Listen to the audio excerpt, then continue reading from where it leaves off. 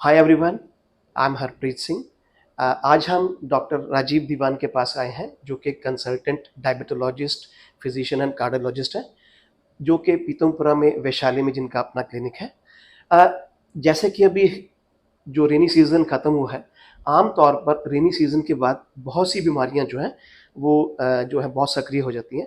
तो आज हम डॉक्टर साहब से स्पेसिफिकली बात करेंगे फ्लू के बारे में, क्योंकि फ्लू का काफ़ी जो केसेस जो हैं बढ़ रहे हैं दिल्ली में। तो आज हम उनसे फ्लू के बारे में बात करेंगे। तो over to doctor Rajeev Diwan.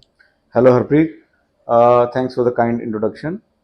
I am Dr. Rajiv Diwan, practicing at Vaishali Block, Pitampura. I am a senior physician with over 30 years post-MD experience. जी। तो आज का जो टॉपिक है, जो बड़ा इम्पोर्टेंट टॉपिक ये है फ्लू।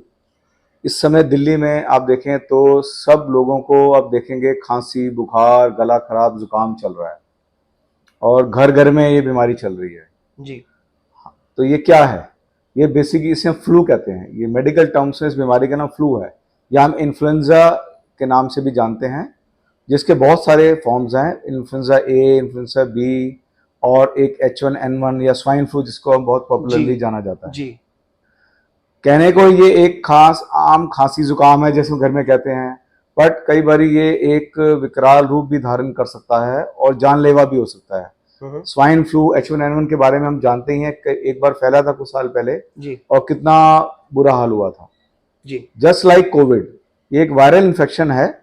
तो इसमें सिम्टम्स पहले स्टार्ट होते हैं, स्टार्टिंग में बॉडी एक्स होंगे, फिर धीरे धीरे बुखार चढ़ना होगा, शुरू होगा। बुखार बहुत तेज भी जा सकता है, 104 105 भी जा सकता है। और इसके साथ साथ फिर रेस्पिरेटरी सिम्टम्स स्टार्ट होते हैं। जी। जैसे शुरू में थोड़ा जुकाम, नाक बहना, छींके, फिर धीरे धीरे गला खराब, फिर खांसी, ये सिम्टम चलते रहते हैं। तो डॉक्टर साहब, आम तौर पे जो जुकाम खांसी होता है, उससे ये कैसे डिफरेंट है? ये कैसे अलग है? हम इसको कैसे आइडेंटिफाई कर सकते हैं इनिशियली? देखो, इनिशियली ये कहना बहुत मुश्किल है, क्योंकि सिम्टम्स सब वायरल के एक ही होते हैं। जी। इवन जब कोविड फैला था, आप देखोगे कोविड में भी खांसी जुकाम के साथ ही बुखार के साथ शुरू होता था। जी। लेकिन जैसे जैसे लक्षण बढ़ते हैं तब हम डिफ्रेंशिएट कर सकते हैं। इसमें हाई फीवर आना एक वायरल की निशानी है। जी। नॉर्मल खांसी जुकाम जो होता है उसमें बुखार नॉर्मली नहीं होता है। जी। जैसे खांसी के तो बहुत कारण है, पोल्यूशन है या छोटा मोटा इन्फेक्शन हो गया, लेकिन जब तेज बुखार के साथ ये सब सिम्टम आते हैं तो हमें इन्फ्लुएंजा, जो एक खास तरह का वायरस है, उसका शक होता है। जी। और तब हमें ध्यान देना चाहिए, जिस मरीज को तेज बुखार के साथ ये सिम्टम आने लगे जी। तो उसको जांच जरूर करानी चाहिए। उसे आम खांसी बुखार नहीं मानना चाहिए। जी। खासकर कुछ पॉपुलेशन के लोग, जैसे diabetes, heart patient, cancer patient, या पेशेंट जो कुछ स्टेरॉयड खा रहे हैं, पेशेंट कीमोथेरेपी ले रहे हैं, ये लोगों की बॉडी की इम्यूनिटी कम होती है। तो ये कॉमन खांसी बुखार कई बार जानलेवा हो जाता है। जी। तो ये क्या कम्युनिकेबल है? यस, बहुत ज्यादा कम्युनिकेबल है। आप देखोगे घर में एक आदमी को हुआ तो सबको हो गया। तो इसलिए जब किसी को ऐसा हो, हमारे पास पेशेंट आते हैं, हम कहते हैं कि आप अपना मास्क पहनो घर में। जी। अपने आप को 4 या 5 दिन इसका असर रहता है। जी। इसकी कम्युनिकेबिलिटी 4 या 5 दिन होती है ज्यादातर। तो आप उन दिनों में मास्क पहनो, अलग रूम में सो सकते हो, नहीं तो दूर रहो, और ताकि घर में सबको ना फैले। ये जी बहुत जल्दी फैलता है ये। जी। और इसमें मैं सबको एडवाइस करूंगा कि अगर ऐसा कुछ सिम्टम होता है तो आप डॉक्टर के पास जरूर जाएं, बजाय इसके कि अपने आप दवाई लेने के। यस। तो इसमें कोई बेसिक जांचें हैं, जैसे CBC, CRP और इन्फ्लुएंजा की आजकल फ्लू के टेस्ट हो रहे हैं हर लैब्स में। स्वाइन फ्लू का टेस्ट होता है, जो बहुत ही इजी है। एक नेजल स्वैब लेके, ओरल स्वैब लेके ये टेस्ट कर लिया जाता है।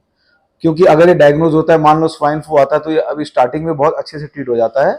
अगर ये फैल जाए, लंग्स में डैमेज कर दे, तो ये बहुत खतरनाक हो सकता है और पेशेंट को ICU में भी एडमिट करना पड़ सकता है। तो इससे बेटर है, जिसको हाई फीवर हो, सिम्टम्स हो, तो अपना फ्लू की जांच कराएं और डॉक्टर को जरूर दिखाएं और दवाई खाएं।